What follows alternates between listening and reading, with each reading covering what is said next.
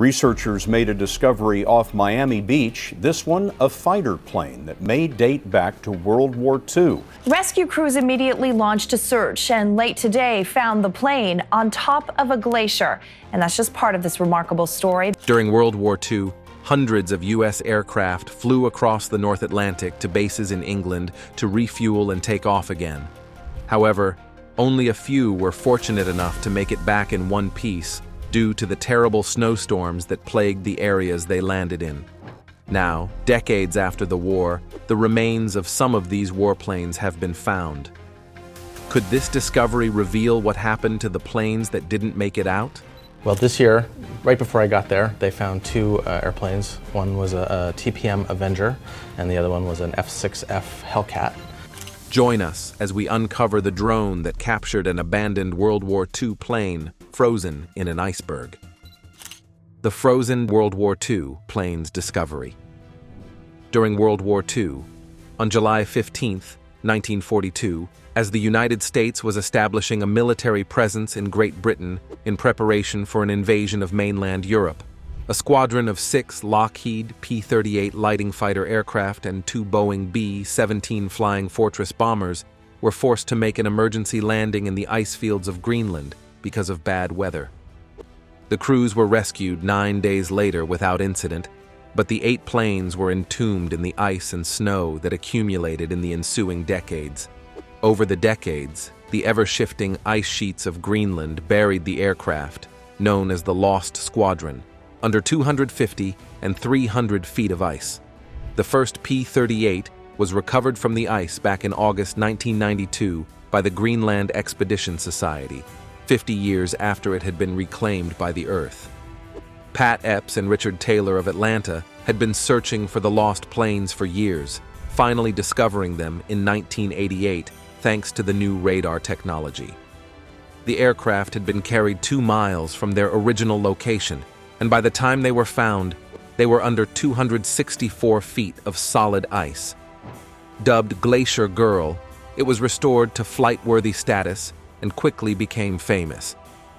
Glacier Girl was recovered from more than 260 feet of ice that had accumulated in just 50 years.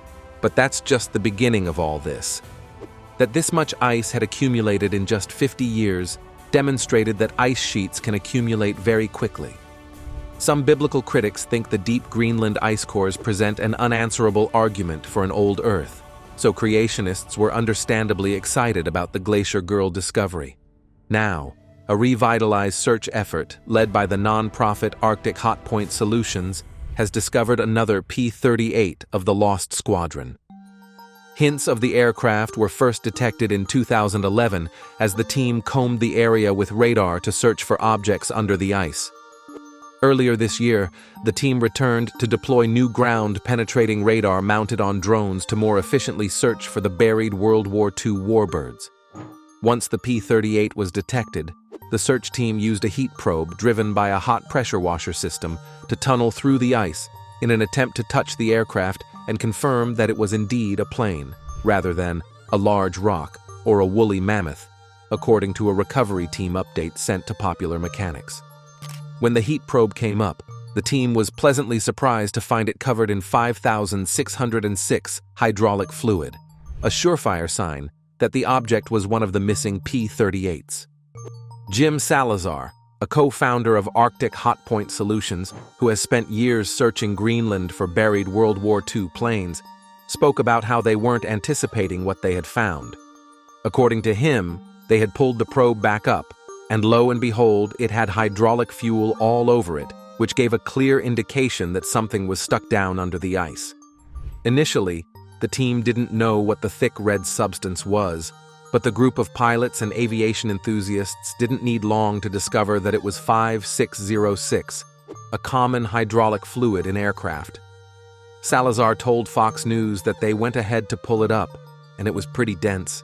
It got all over the place, on their jackets, the floor, all over our hands, and it was quite a surprise. So far, the aircraft has been identified as the P-38 Echo, piloted by Robert Wilson on that fateful day in 1942. The search team, with support from the governments of Greenland, the United States, and the United Kingdom, plans to return next summer to begin the extraction process of the P-38. Like during the recovery of Glacier Girl, the team will use large heat plates to tunnel down to the aircraft, then send workers down to clear out a cavern around the plane with blasts of hot water. The P-38 will be disassembled and sent up piece by piece, which is a sure way to ensure nothing happens to the fragile parts of the warplane. The find is an exciting piece of history, to say the least. But the search doesn't end with the P-38 Echo. There are still 6 undiscovered aircraft that are part of the lost squadron, and many additional World War II aircraft went down over this same patch of Greenland as they flew between the United States and the European theater. Just 20 miles or so from the lost squadron site, at Kogi Bay in Greenland, the team continues to search for their primary target, a Coast Guard Grumman J-2F duck that is believed to still have the remains of 3 airmen inside. They plan to deploy several more radar-equipped drones to locate the small, single-engine amphibious plane that vanished in a storm during an effort to rescue a crashed B-17 crew in late November 1942. They hope not only to locate the wreckage, but also to retrieve the remains of the decorated pilot lieutenant. John A. Pritchard, Jr., along with those of his radio man, Petty Officer First Class Benjamin Bottoms, and U.S. Army Air Corps Corporal Lauren Howarth, who was also on board. Although search parties have been organized for the other warplanes in the lost squadron, other warplanes had met a similar fate during the war. Stay tuned as we dive deeper into this. The exposed B-17 World War II plane wreck. On September 16, 1944, the B-17G embarked on an early departure from Meeks Field, Keflavik, en route to England on a ferry flight, with a crew of 10 aboard. Adverse weather conditions, including heavy snow and sleet, caused the aircraft to deviate from its intended course. The plane ultimately collided with Mount Eyjafjallajökull, sliding on ice before coming to rest against a snowbank. Fortunately, the plane landed on soft snow and kept sliding along its fuselage until coming to an abrupt stop at a snowbank. One of the plane's wings was ripped off and the engines caught fire. It was reported to be such a bizarre accident. Some crew members were reported to have been thrown into the snow through tears in the fuselage, while those left on board managed to escape the plane before it caught ablaze. They quickly vacated the plane and sought refuge behind a nearby rock, swathed in their parachutes to stave off the cold, awaiting the cessation of the fire. Once the flames subsided, they re-entered the fuselage of the aircraft and attempted to signal their presence using emergency flares. While residents in the neighboring towns did observe these flares, they misconstrued them as part of a military operation and refrained from taking any action, but it didn't end there. The American servicemen had no idea where they were and could not send an SOS to the U.S. Air Force Base. Eventually, the crew decided to leave the glacier after 2 days of waiting for rescue, which involved them being perilously close to becoming buried in the snow. They headed into a valley tethered together by a line of parachutes. The aircraft's navigator, Stephen A. Memovich, skillfully led their journey down the crevassed glacier and the cliffs of Smjogiljan.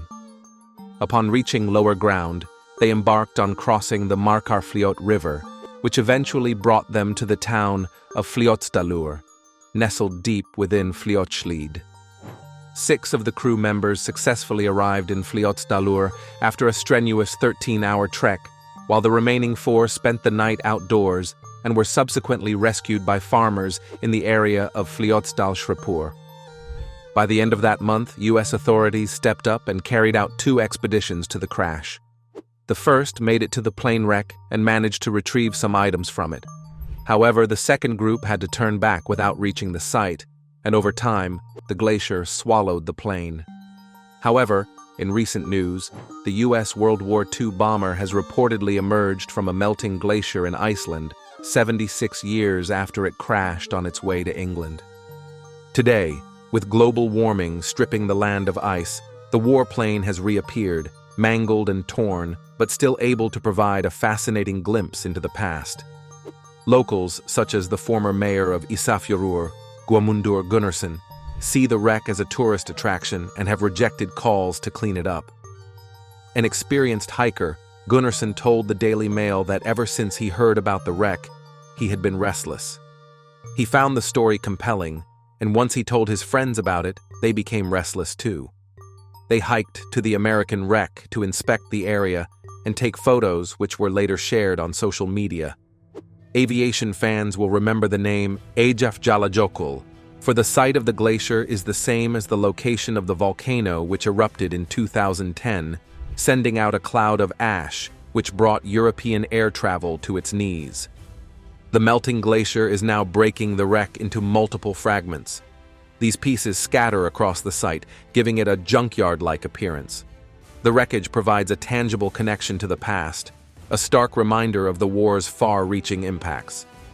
But before the B-17G landed in the icy wasteland in 1944, 3 members of a long-stranded B-17 crew had been finally rescued from the Greenland ice cap the previous year. They had spent 129 days in frigid temperatures and bitter winds, lost friends, fought gangrene, broken bones, and even hunger. And yet, they had survived it all, but that's not where it all ended. The B-17 crew had been engaged in a search and rescue mission when they ran into trouble of their own.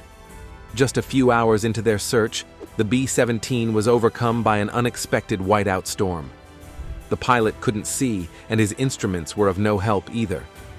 Pilot Armand Monteverde tried to carefully turn around, but the plane's wing clipped the glacier. The B-17 crashed, skidding down the ice and breaking in two. Amazingly, everyone survived, although 2 men suffered broken bones. But now the crew was stranded in the icy, difficult Greenland climate, and winter was just beginning. The men crowded into the tail section of the bomber, pulling a heavy tarp across the gaping hole where the front of the plane used to be. They weren't prepared for this situation. Not at all.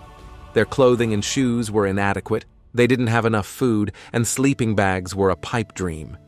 Instead, they had seat cushions, parachutes, and travel bags. Even the drinks they'd brought with them were now frozen. A few days later, tragedy nearly hit again. November 12th was the first clear day since the November 9th crash, and co-pilot Harry Spencer and navigator Bill O'Hara ventured out to look around with the hope that they would be able to better pinpoint their location. Suddenly, Spencer went crashing through the ice. He'd accidentally stepped on a thin ice bridge that hid a gaping crevasse. Unbelievably, his fall was stopped by a random block of ice that had wedged itself into just the right spot. If Spencer had fallen even a few inches in a different direction, he would have missed it completely and plummeted to his death. Spencer believed that divine intervention saved his life, and honestly, it appeared so. His crewmates were able to pull him out of the hole, but O'Hara's feet would never recover. His shoes were all wrong for the snow, and Spencer's rescue had taken several hours. Nevertheless, everyone mostly felt fortunate that Spencer was still alive. That night, all 9 men prayed together, and they would maintain that habit of praying as a community for the rest of their ordeal. Just a few days later, radio operator Lauren Lolly Howarth gave the men another reason to cheer. He got the radio working again. It had taken days and a lot of pain in his half-frozen fingers, but he was finally able to send an SOS message on November 16th. Soon, the radio's receiver started working too. The crew was ecstatic. People knew they were alive. Supplies were coming. They had been so close to running out of food. What a relief. Except then, a week passed without any sign of a rescue plane. The weather had deteriorated too much, but finally, on November 24th, a plane broke through. It flew over the crash site and dropped supplies. Monteverde and his men cried with relief, even as the tears froze on their cheeks as they were finally rescued. Keep watching, because this next part will keep you glued to your screens. Heatwave uncovers World War II. Warplane in Switzerland. It's allowing a new generation of historians to learn about a World War II military plane that until now had been a secret kept in a glacier. Deborah Pata has the story. A heat wave in Switzerland has uncovered a Second World War plane that was frozen inside a glacier for the past 72 years. Temperatures that have climbed over 95 degrees Fahrenheit in Switzerland allowed experts to discover the American military plane that crash-landed on the Glacier.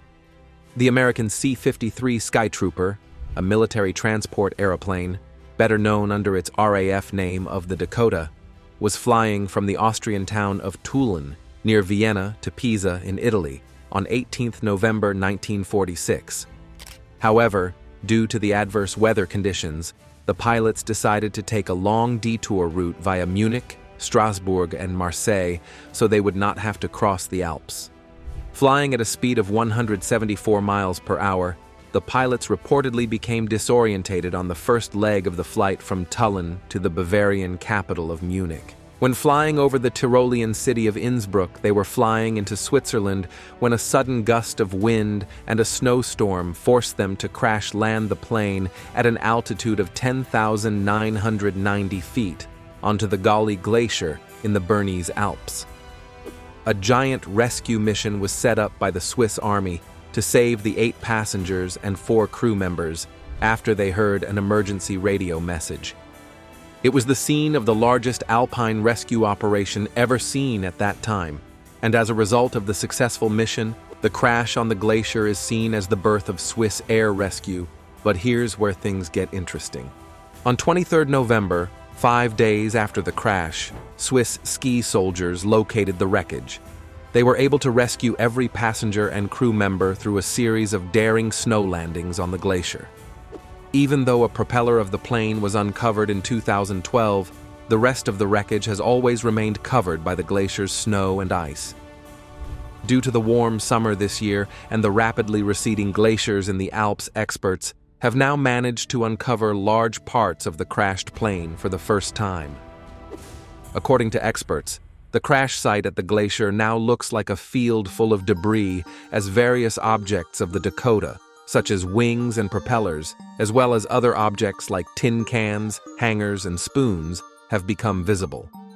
The team led by aviation expert Peter Bracci even found tracks of the daring rescue mission of the Swiss Air Force. Bracci also spoke about the footprints from the Swiss Air Force, which led the plane's rescue mission in 1946, which were also discovered at the crash site. However, it is unclear if the Dakota will be completely recovered. According to archaeologist Adriano Boschetti, who works for the canton of Bern, there is a large amount of interest in the objects from the crashed plane among Americans. The owner of a nearby mountain hut has been tasked with keeping an eye on the debris and making sure that all objects remain in place. Temperatures have soared across Europe this summer, with other unusual side effects.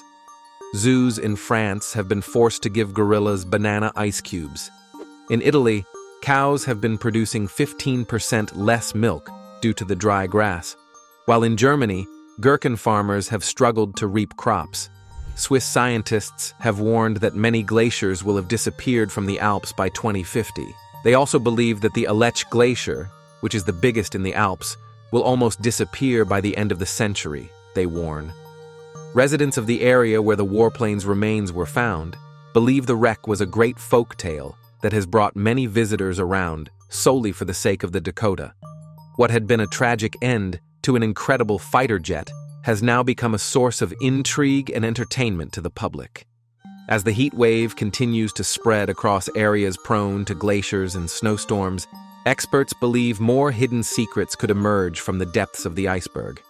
Lots of fighter jets and even ships went down during World War II, and although some have been found, lots more are yet to be discovered. In due time, experts believe searchers will eventually come across remains of other aircraft, such as the B-17 and even the B-17G. Search for fallen or even buried aircraft within the lost Squadron's fleet is still going on, and maybe due to global warming, which has caused a shift in climatic conditions, the search might soon yield positive results. With World War II warplanes being discovered in unusual places, would this lead to the discovery of all warplanes lost during the war? Or will the other warplanes in the lost Squadron fleet remain hidden forever? Let us know what you think in the comments section. Remember to like, share, and subscribe for more.